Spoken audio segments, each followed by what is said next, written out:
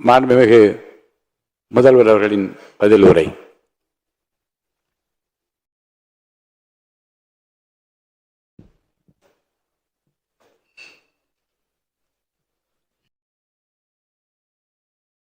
மாண்புமிகு பேரவைத் தலைவர் அவர்களே, திரு சி. ஜோசப் விஜய் அவர்களை முதலமைச்சராக கொண்ட அமைச்சரவை மீது இப்பேரவை தனது நம்பிக்கையை தெரிவிக்கிறது என நான் மொழிந்துள்ள அரசினர் தீர்மானத்தின் மீது அனைத்து கட்சிகளை சார்ந்த மாண்புமிகு உறுப்பினர்கள் தங்களது கருத்துக்களை தெரிவித்து தீர்மானத்தை ஆதரித்தும் எதிர்த்தும் உரையாற்றியுள்ளனர். உரையாற்றிய உறுப்பினர்கள் அனைவருக்கும் என்னுடைய நன்றியை முதற்கண் தெரிவித்துக் கொள்கிறேன். இந்திய தேசிய காங்கிரஸ் கட்சி சார்பாக உரையாற்றிய மாண்புமிகு திரு சே. ராஜேஷ்குமார் அவர்கள் தீர்மானத்தை வரவேற்றதோடு மட்டுமல்லாமல் மதசார்பற்ற அரசுக்கான ஆதரவு என கூறினார்கள். நிச்சயமாக இந்த அரசு மதசார்பற்ற அரசாகத்தான் செயல்படும் என்கிற உறுதியை தெரிவித்துக் கொள்கிறேன்.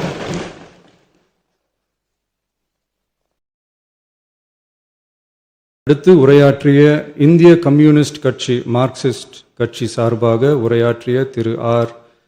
செல்லசுவாமி அவர்கள் இந்த தீர்மானத்தை வரவேற்று முழுமையான ஆதரவு தெரிவித்துள்ளார்கள். விடுதலை சிறுத்தைகள் கட்சி சார்பாக உரையாற்றிய மாண்புமிகு உறுப்பினர் திரு வன்னி அரசு அவர்கள் உரையாற்றுகையில் நம்பிக்கை வாக்கெடுப்பில் வெற்றி பெற்று இந்த அரசு 5 ஆண்டுகள் தொடரும் என நம்பிக்கை தெரிவித்தமைக்கு என்னுடைய நன்றியை தெரிவித்துக் கொள்கிறேன். ஆதரிப்பவர்களுக்கு மட்டுமான அரசல்ல, எதிர்ப்பவர்களுக்கான அரசும் இது என சுட்டிக்காட்டியமைக்கு எனது நன்றியை தெரிவித்துக் கொள்கிறேன். முந்தைய அரசுகளால் கொண்டு வரப்பட்ட முக்கிய மக்கள் நலத்திட்டங்கள் தொடரும் என்ற உறுதியை தெரிவித்துக் கொள்கிறேன். இந்திய யூனியன் முஸ்லீம் லீக் கட்சியின் சார்பாக உரையாற்றிய மாண்புமிகு திரு ஆமு ஷாஜகான் அவர்கள் தீர்மானத்தை வரவேற்று வரலாற்று சாதனை இந்த அரசு படைக்கும் என வாழ்த்தியுள்ளார்கள். மாண்புமிகு உறுப்பினர் திரு எஸ். காமராஜ் அவர்கள் தீர்மானத்தை வரவேற்று உரையாற்றியுள்ளார்கள். இந்திய கம்யூனிஸ்ட் கட்சி சார்பாக உரையாற்றிய மாண்புமிகு திரு ராமச்சந்திரன் அவர்கள் தீர்மானத்தை வரவேற்று பேசியுள்ளார்கள். தேசிய முற்போக்கு திராவிட கழகத்தின் சார்பாக உரையாற்றிய மாண்புமிகு உறுப்பினர் திருமதி பிரேமலதா விஜயகாந்த் அவர்கள் உரையாற்றுகையில் எதிர்கட்சிகளை எதிரி கட்சிகளாக நினைக்காமல் எங்கள் அரசு செயல்படுவது குறித்து குறிப்பிட்டு வாழ்த்து தெரிவித்தமைக்கு என்னுடைய நன்றி. மேலும் ஓரிரண்டு கருத்துக்களை தெரிவித்து தெளிவுபடுத்த வேண்டுமென்று கேட்டுக்கொண்டார்கள். I will rethink about it. தமிழ்நாட்டை ஆண்ட பல்வேறு கட்சிகளை சார்ந்த அரசுகள் இந்த நாட்டு மக்களின் நலனை முன்னிலைப்படுத்தி தீட்டிய திட்டங்கள் சமூக நீதிக்கு முன்னுதாரணமாக திகழ்ந்து நிறைவேற்றப்பட்ட சட்டங்கள் எங்கள் கட்சியின் கொள்கை தலைவர்களின் எண்ணங்கள் என இவற்றை மனதிலே கொண்டு எங்களுடைய ஆட்சி நடைபெறும் என்கிற உறுதியை மட்டும் தெரிவித்துக் கொள்கிறேன்.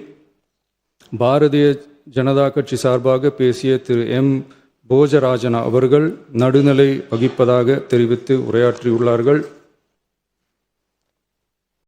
பாட்டாளி மக்கள் கட்சியின் சார்பாக அடுத்து உரையாற்றிய மாண்புமிகு முனைவர் திருமதி சௌமியா அன்புமணி அவர்கள் உரையாற்றுகையில் விவசாயிகள், இளைஞர்கள், மகளிர் நலன், மது ஒழிப்பு குறித்து செயல்படுத்தப்பட வேண்டிய திட்டங்கள் குறித்து குறிப்பிட்ட தீர்மானத்திலிருந்து விலகி நிற்பதாக தெரிவித்துள்ளார்கள்.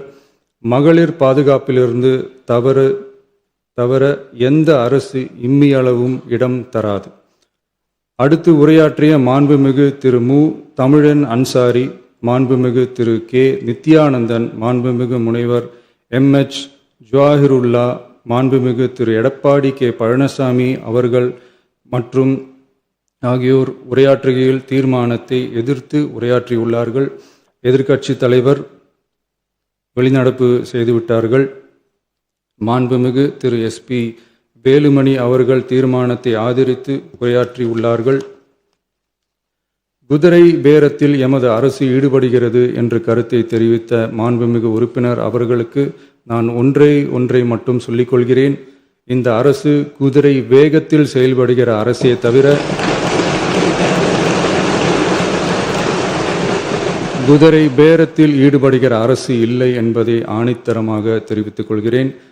நம் தமிழ்நாட்டின் முன்னேற்றத்திற்கு உழைத்த தலைவர்கள் வழிகாட்டிய கொள்கைகளிலிருந்து இம்மி அளவு விலகாமல் நிச்சயமாக இந்த ஆட்சி நடைபெறும். எனவே நான் மொழிந்துள்ள இத்தீர்மானத்தை மாண்புமிகு உறுப்பினர்கள் அனைவரும் ஏகமனதாக நிறைவேற்றித் தர வேண்டும் என்று கேட்டுக்கொண்டு அமர்கிறேன்.